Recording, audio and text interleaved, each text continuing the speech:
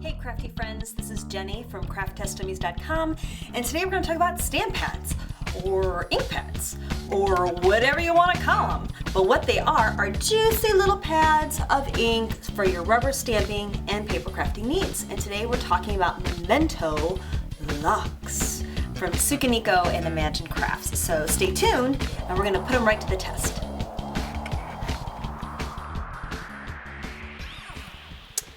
So these little pretties are Memento Lux pads, and they right on the lid say for mixed media, and they come in great colors, and there's little icons on the front so you can see them. And these also say that they're for paper, fabric, wood, leather, and more. So I'm gonna let you take a peek underneath the lid so you can see how juicy they are. You'll notice that this stamp pad itself has kind of a bumpy texture, and that is due to the quality of the ink that's in there. It's a pigment ink, and it's really thick. It's thicker than most pigment inks that I've actually tried. It's almost gel-like in its nature, and I'm gonna put my finger in there so you can see it. Look at that. It like covers up your entire fingerprint entirely. So this is pretty thick, cool stuff. So I'm going to show you some samples of things I've created, and I'm going to go clean that off. All right, so now let's look at samples.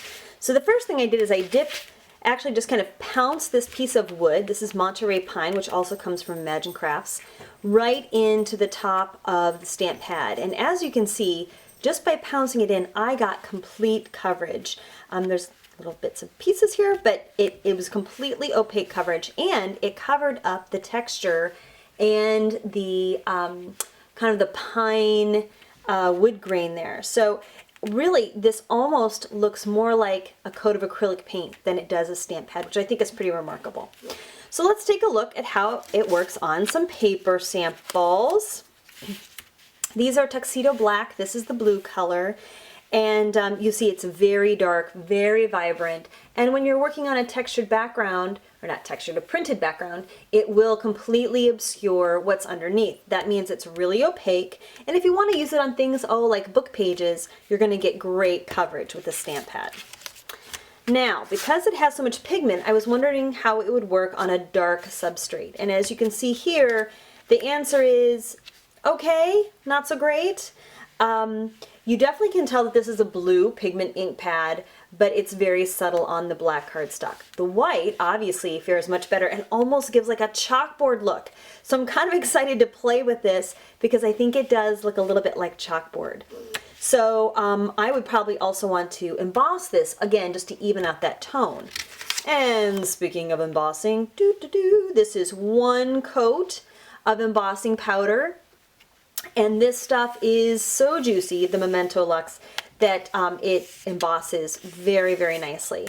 Also on that line, it took this piece about an hour to dry. My studio is very warm and dry, but it's such a thick gel-like ink that it does take a longer drying time. So if you don't have dry time, my pro tip, heat set, and then it'll go a lot faster for you. So just some other interesting samples.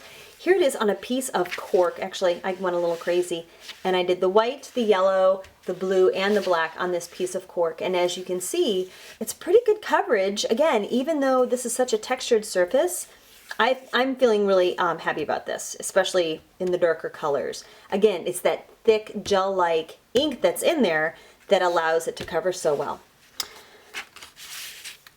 I even stamped on a piece of burlap, and I didn't think in a million years I'd be able to stamp on burlap and get such a nice crisp image, but there it is. So, who knew? Now, the question is it water soluble? And the answer is yes. So I stamped this and I put a wet paintbrush right through it, and as you can see, it does lift the color out. This one I let dry and then I heat set it, and I did the same thing with the wet brush, and as you can see there's no mark at all. So once you heat set this, it becomes impervious to water. Love that. So here's another little idea. I stamped on this tag, again, just, a couple, 3 times. You'll notice here that the thank you is a little obscured because this ink pad is so thick and juicy. It's not really great for super fine detail. So this is not that pad, but it's great for bold, dark images.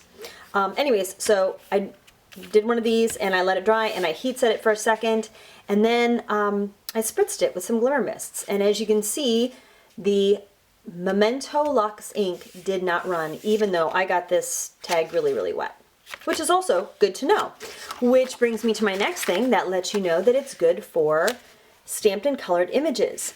This one I did with a Tim Holtz marker and I didn't get any bleeding. This one I did with an alcohol-based inker, alcohol-based pen, bleh, and it also did not bleed at all. So this is going to be great for you Copic users. Yay!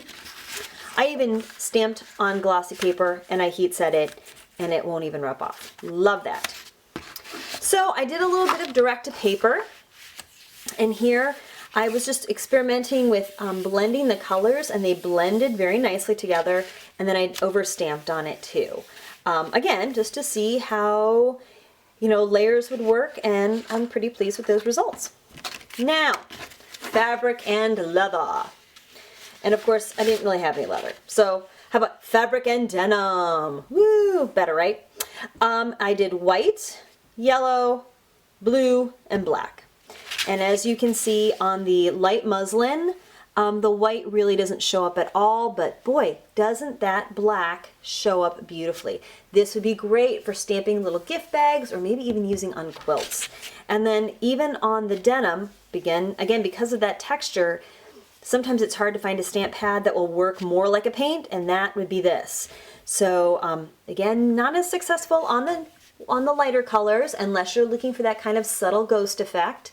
Really successful in the darker colors. Now, in the follow-up to the comments, I will be washing these and drying them in the washing machine, and I'll let you know how that turns out. Also, there'll be pictures on the blog with the still photos of this.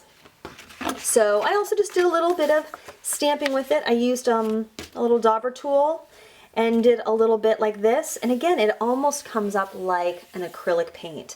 So I think whether you're using wood chips or die cuts or, you know, bits of pine, what I'm really kind of feeling like is that this stuff is like an acrylic paint pad, really. It's that thick, it's that juicy. By the way, no odor at all. And I sniffed it because that's what I do for you, because you can't sniff it at home through the screen. Well, you could try, but it'd leave little smudges on your laptop. Anyways, I'm digressing. But the point is that if you're looking for something that's a nice, thick, juicy pad that you can use on these bumpy, lumpy, non-traditional mixed media surfaces, yay! Memento Lux is for you. So thank you so much for watching. Please subscribe to our channel. Give it a thumbs up if you found this review helpful. And we will see you at crafttestdummies.com.